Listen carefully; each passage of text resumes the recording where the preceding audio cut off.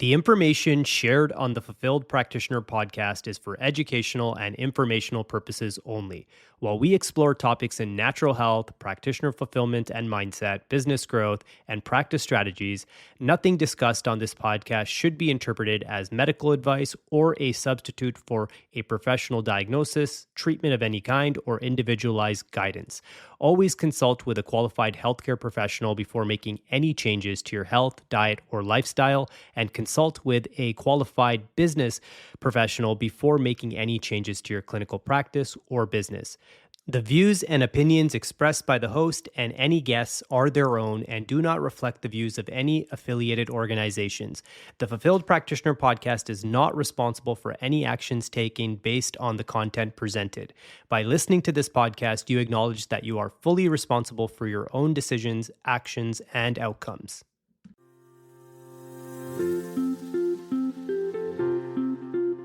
Hello, and welcome to the Fulfilled Practitioner podcast. I'm your host, Ricky Brar. This is a place where natural health practitioners learn how to grow, simplify, and fall back in love with their practice again. Here we talk fulfillment, practice growth, leverage in technology, AI, and the mindset needed to build an impactful and meaningful practice. If you're ready to evolve as a practitioner and create a life that feels aligned and energizing, let's get started.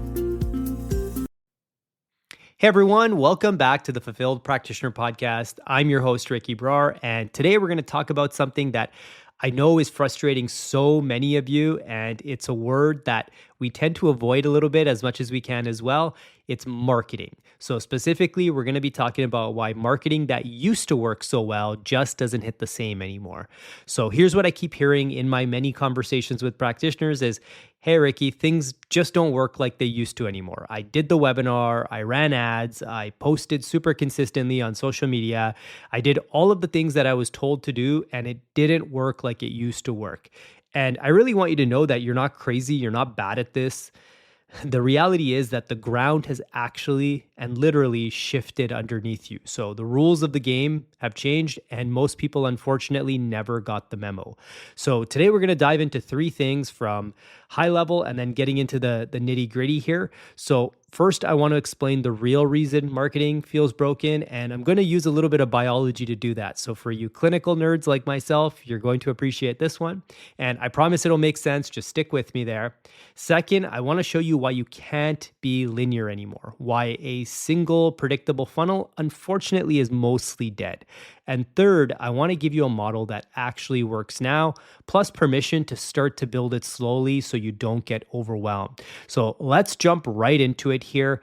Let me start with the part that nobody ever talks about, and I'll be the first to say it, so hopefully this gives you a little bit of comfort, but it's not your effort, it's not your offer, it's not your skill level, it's not the billions of excuses you can think of. The environment has changed. So just a few years ago, we lived in a world where attention was pretty cheap and trust was easy. So just think about it. If you wanted to grow your practice, you could run a pretty simple and predictable system. You would run some ads to a workshop or webinar. You knew roughly how much you needed to spend. You knew roughly how many people would need to register, how many would actually show up out of that, and how many would actually say yes to whatever you were offering at the end. So you could literally do this math on a napkin, and it was pretty much close to a science at the end of the day. But here's the thing, that predictability, it was real. It absolutely wasn't fake or just something we imagined. It genuinely worked for one reason, and that's because the environment was very stable at the time. And unfortunately, the environment has not stayed stable. So we've lived through what I would call an extinction level shift.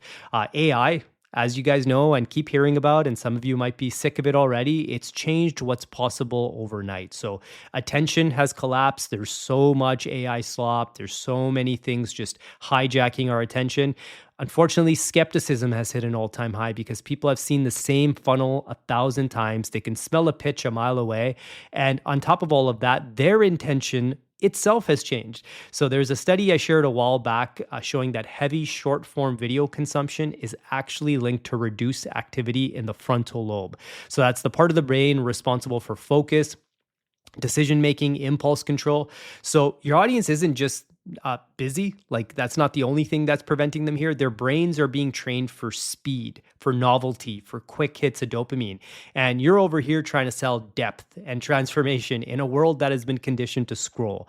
So when you actually think about it, it's pretty tough to combat a system like that. So that's why your old strategies, they're kind of falling flat. And hear me on this. It's not because you got worse at marketing. It's because the environment has gotten harder and harder fast. So the water you're swimming in is completely different than the water you were swimming in a few years ago.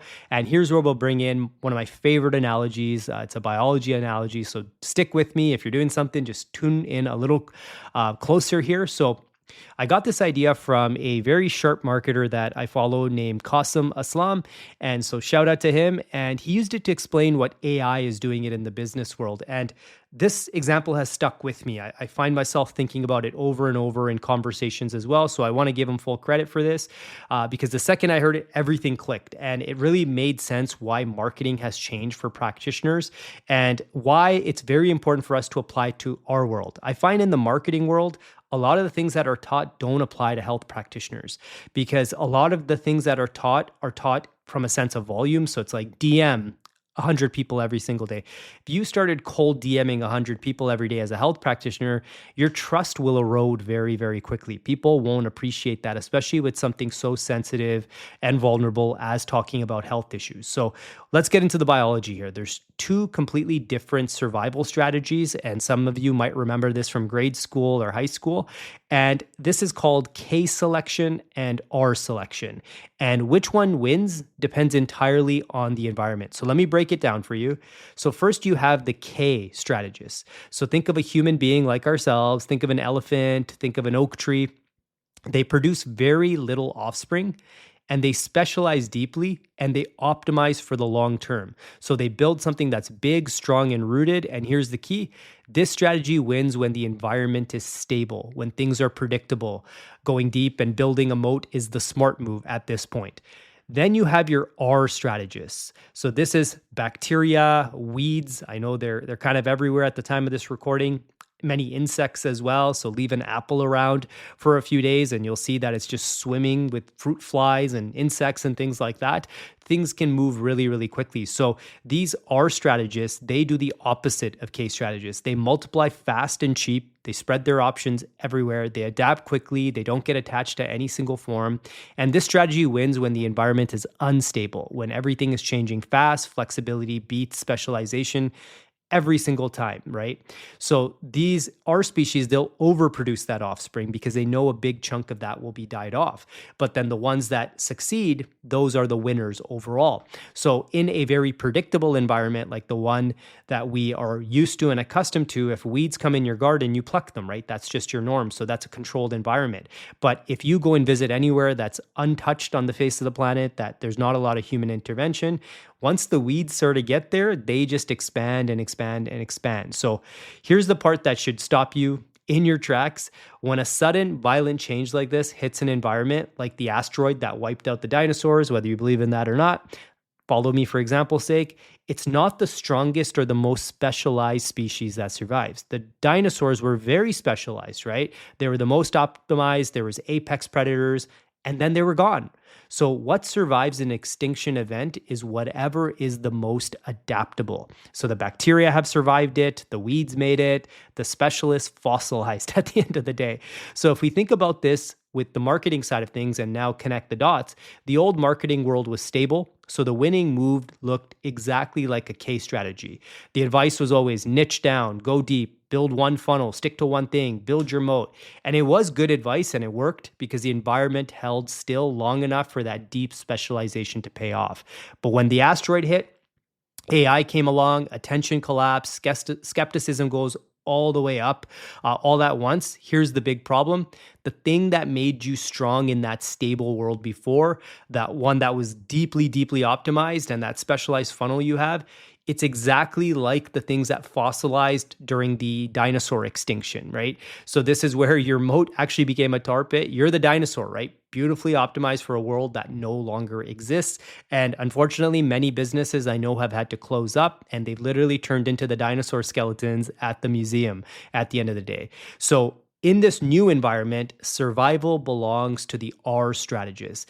It's the practitioner who spreads their bets, who run many small experiments instead of one big one, and they value shipping stuff and adapting over perfection and protecting, right? So AI is not coming for your business, it's coming for your rigidity. And that's a line that I took from Qasim from his video. Just such a powerful line. So this entire thing should feel like a paradigm shift for you. So if you're starting to feel this, I hope you're starting to see, okay, maybe I have been really specialized in trying to do stuff that worked in 2017, 2018, 2019. And you know what? If I just look at it year over year, it's gotten worse and worse and worse. So we need to fix this, right? And the fix for this isn't a better funnel. It's not buying like a marketing course on how to do one thing really well. It's becoming more adaptable, right? So the thing I want to talk to you about next is you can't really afford to be linear anymore. So this is talking to how you market day to day. The old model was very linear. It was a straight line, right? So ad to webinar to offer to maybe a call to sale, right? So it's one path, one funnel. It's a deeply optimized machine at the end of the day. So as long as the environment was stable, that single line was enough. That was the K strategy in action that we just talked about, and it was the right call at the time. But a single line is very fragile, right? So it's the dinosaur. When that one funnel stops converting, and in the environment, it eventually will, in today's environment, your entire practice comes to a stall. So you have one oil well, and the moment it stops drying, you are stuck. So you could pour thousands of dollars into ad spend, and you're really pouring it into a broken system, and you're hoping it's going to produce. But I've had so many scary conversations with practitioners where they're just like, what do I do? This is completely shifted, right? So the problem is you've bet your entire survival on one specialized thing in a world that punishes specialization. And here's how trust actually gets built today. It's actually not one touch point. It's many. There's a framework I love, sometimes called the 7-11-4 framework. And the idea is that before someone is really ready to buy from you, it can take something like 7 hours of consuming your content across 11 different touch points in 4 different places. So take the numbers with a grain of salt. The point is the magnitude of it. It's not just a single ad that you do. It's not just a single webinar. It's not just a single podcast. It's mixing these things and having the ability to be omnipresent, be present in many places at once, right? So it might be a podcast plus a post, plus an email, plus a talk they saw you give, plus a book, plus a friend who mentioned your name. So over and over until they know you, until they like you, and most importantly, until they trust you, they're not necessarily going to want to work with you. And there's some nuance to this, but just stick with me there. So a straight line can't do that. A straight line gives someone a chance to fall in love with your work only through one moment in time. And this new environment, it demands many moments in time. So it demands that you spread your options and it demands that you adapt. And you also have to double down on your winners fast and cut the losers very fast as well. And I think that's one thing that has affected many practitioners is they've actually doubled down on their losers and continue to double down on their losers. So what we want to do from this point is get very practical. And I want to give you a visual because I feel that can really help a lot of people. And one of my favorite visuals is the visual of a spider web. So I know a lot of you have thought about the classical funnel. If any of you have never heard the term funnel before, in the marketing world, it's just like a funnel in your kitchen where you're trying to capture something at the top. And in this case, it's an audience, it's people and their attention. And then what you're supposed to do is over time with the content you deliver, you're supposed to really narrow down the ones that are the best fit to work with you. So that was the old way of doing it. That's a single path with an opening at the top. It's the specialist. The new way to think about stuff is thinking about it as a spider web. So if you visualize a spider web right now, this is actually how you work with people. And that's at the center of the web. So this is your programs, your offerings, your frameworks. It's exactly what you deliver to your clients and patients. So this is your one-on-one care. It might be your group program. It might be some sort of training program you have. It's whatever your core offer is. Stick that at the center of the spider web. And then the web stretches out in every direction with strands reaching into different corners of the world. And here's the beautiful thing about a spider web and why it's the perfect perfect R strategy, the spider does not know which strand or which area of the web is going to catch something. It does not bet everything on just one corner or one strand. It doesn't over optimize a single thread, make it thicker than the others, and then just pray that that's the one that works. It builds a wide, connected, adaptable net so that no matter where someone enters, they get pulled toward the center, right? So if one strand breaks, in the case of a K strategist, the web will hold. There's another area of the web that will show strength. And that's the definition of adaptability. So this is how marketing works now. People come in through different strands. So if we think about the web around it, parts of this web might be a podcast that you do. Another aspect might be outreach that you do. Another could be your lead magnet or free resource that you provide. Another could be a friend who maybe read something you wrote, a blog article or a book. Another might be somebody who simply referred into you, right? Another might have seen your social media post. Another might have seen an in-person talk that you gave, right? But this is what I mean by spreading yourself out like a spider web. And we want to create ecosystems over funnels. An ecosystem gives people multiple entry points and lets them come in whatever stage of readiness they're at. It feels way less salesy. It's more like an invitation, and it really cultivates an ongoing relationships. At the end of the day, I hate that as health practitioners, we have to talk about sales and we have to talk about conversions and we have to talk about all these quote unquote dirty marketing words. But at the end of the day, we're trying to create a relationship with somebody who needs the help that we know that we can deliver and needs the transformation that we know we can help co-create, right? So this is where I really want to make sure you understand this spiderweb concept. And I'll get real with my own spiderweb because I'm not asking you to do anything I haven't done myself. So if you think about the way that I've been marketing here, I do in-person talks, and that's because communities need people to help them connect, and nothing beats in-person.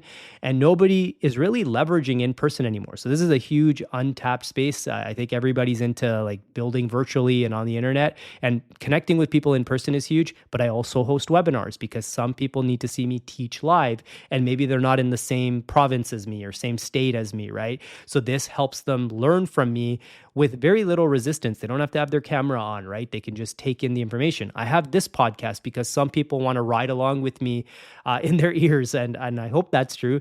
But they want to take in a lot of stuff here, and they want to understand the frameworks I'm about and my practice philosophies and things like that. So they might never reach out until they've seen and heard enough. I wrote a book called The Fulfilled Practitioner, and you could get it for free because a book, it builds trust with people, that it gives depth that a reel never will. And I keep showing up for my community because the people who already know me are my most underutilized way to spread the word, right? These are individuals who got a great experience with me, and I'm someone who's been blessed to receive a lot of referrals over time, right? So if you notice something, as I'm going there, I'm not just tooting my own horn in any ways. I have so much to improve upon. There's so much I'm not doing well, but every one of those is a strand. So none of them is my entire strategy. I'm not married to any single one of them. If one stops working, I adapt. I lean into another, and that is the R strategy. There's been things I've tried and it's been radio silent, and those are quote unquote losers that I kind of felt, you know what, I'm giving a lot of time, energy, and effort here. I think maybe I should double down where I'm getting a little bit more traction. So you spread things out, you adapt, but you stay flexible. And here's the nuance, and it really matters. Spreading out, it doesn't really mean being scattered. So I don't want you to feel overwhelmed by all of this. Every strand says the same thing and points to the same center. So if your strands all say different things, the web doesn't hold together, right? So it's not a spider web and then a crab web and then a lion web. Like it's one thing, right? So you need what I call a golden thread. You need one consistent message running through all of it, so that if someone takes a needle and has this golden thread attached to it and they pass it through every single thing you create, it all connects. You're adaptable in your channels, but you're consistent in your message. And remember, that's what ties a web together. I see too many practitioners who are just bouncing off the walls. That one video or reel, they're talking about recipes, and another one, they're talking about politics, and another one, they're talking about some sort of like MLM they're part of. And sorry to call people out, but that's kind of what I'm seeing. And there's no consistency in their messaging. So if somebody just found you and they didn't know you before, they have no idea what you stand for. And you're probably creating some inconsistencies in the eyes of people who follow you already. So I know what a lot of you are probably thinking and feeling right now. You heard me talking about, podcast, book, webinars, in-person talks, building a community. And you're probably feeling like, oh my God, this is like so much, Ricky. Like Like, who do you think we are? Like, this isn't possible for everybody. And I could barely keep up with one thing right now. And you want me to build this whole spider web? I absolutely don't want you to build this right away. So here's the good news. The R strategy is actually less overwhelming because once you understand it, you'll know how to implement it. So the old way, the K way, meant you had to build everything perfectly. It had to be one deeply optimized funnel before you saw a result. And everything's riding on that machine. So you'd be tweaking it over and over and over, kind of like a hot rod or something like that, where you always have a wrench in your hand. There's always things to tweak, right? And it just becomes exhausting. And unfortunately, it's really fragile as well. So when this extinction level event happened with AI, the R way is what's needed. So that's the opposite. So you make small, cheap. And what I mean by that is it doesn't expend a lot of your effort, a lot of your resources. And you want to make these fast bets, right? So you ship one strand at a time, see what happens. So you're not building the entire web in one shot. A spider doesn't build its web. It's actually a beautiful thing. If you YouTube a video, you'll see that it starts with one corner, gets a root in, and then starts to expand, finds another root, right? So you want to see what works, let go of what doesn't. And you really want to build that one strand at a time, and you get good at building these strands. So when you build your first one, guess what? Your second one's probably going to be a little faster. And that's your feedback to keep going, right? And especially if you get any sort of reward, if somebody reaches out to you, somebody connects with you by building this strand of the web out, that's going to benefit you a lot. It's going to give you a hit of dopamine and keep you motivated. So really pick one thing and pick one that fits your strengths, right? You'll never see me making dancing videos on TikTok. I know never say never, but that's just not me. I can't dance. I have two left feet, and you don't want to see that. Nobody wants to see that, right? So that's not one of my strengths. But if you love to speak, I love to speak and connect with that community. This channel, this podcast is one of my ways to do that, right? If you love to write, start writing. If you love to talk, start a podcast or look for a speaking opportunity. If you're great one-on-one, start with maybe direct outreach to people you've already helped, right? So just pick one part of the strand that feels most like you and then start there, right? And this is the mindset piece, because this is the part that really quietly kills practice. When you take your first shot and it does not land, you can't quit. So you may have checked out a few episodes ago. I did a shot on practitioners need to take more shots and improve with every shot. You need to have this mentality overall. So that's one of the most important things I tell you. Imagine you trained your whole life to make it to the big leagues. You step onto the ice, you take one shot, the goalie stops it, and you're like, you know what? I guess this isn't for me. And you walk away. That would be absolutely insane, right? My 6.5-year-old plays hockey, and I know how crazy the investment is, and like all of the time commitment. If he made it to the big leagues, which obviously I'm open for, and he just took his first shot and walked off, like as a parent, I would just be devastated, right? So practitioners do this. They start to build one part of the strand of the web. They think the web is all there is. The single strand is all there is. It doesn't work out, and they never give their web any intention again, right? So you have to stay in this shift. You have to take more shots. You have to improve your shooting percentage every time. Even the best player in the world doesn't make every single shot that they take. Nobody does. So your first attempt, it's not a verdict, it's data. So in this moving world, you will actually lose to people who maybe don't have the skills you have, who maybe don't have the intelligence you have, who maybe don't have the knowledge you have, but they ship very quickly. They get stuff out very quickly. So if you're an A+ student who needs perfection and you just keep modifying and just tweaking things that you've already built, but you don't actually get it out into the world, you're going to lose to people who are putting stuff out there, right? So those people are shooting, they're improving their shooting percentage, and they're adapting, right? So let me bring this all home for you. Thank you for sticking through this. I hope this helped with a paradigm shift for you as well. At the end of the day, marketing's not broken. The environment's changed. So I really want you to honor that. Now, that doesn't mean all of a sudden you could just put the responsibility on the environment and use it as an excuse to blame it. The environment's changed, so that means we must adapt, right? We're creatures that live in an environment and different ecosystems, right? So we lived in these stable worlds before that favored the K strategy. So now we need to favor more of an R strategy, right? We need to spread out our shots. We need to build this web instead of a single linear line. And we have to really ship things out before they're perfect and adapt as we go. You can't afford to just stay linear anymore. Trust isn't built in a straight line. So it's built across those many touch points, many strands, and they're all pointing to the same center. And it's all connecting via this golden thread that I helped describe earlier, right?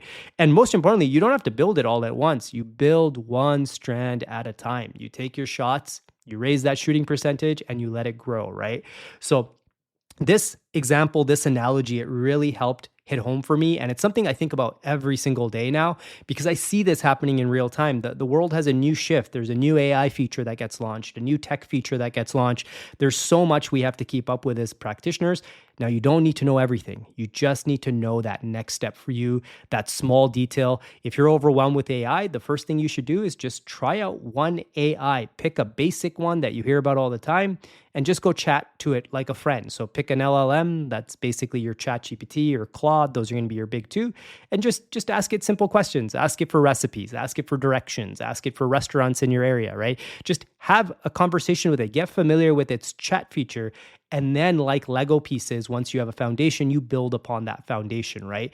So adapt. And as always, I want you to make sure that you stay fulfilled, you stay inspired, and you keep doing work that lights you up because the world absolutely needs you. And I'll see you on the next episode.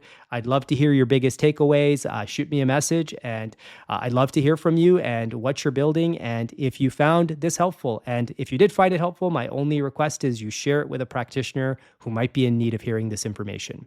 So have a great rest of the day, and I hope you enjoyed this episode.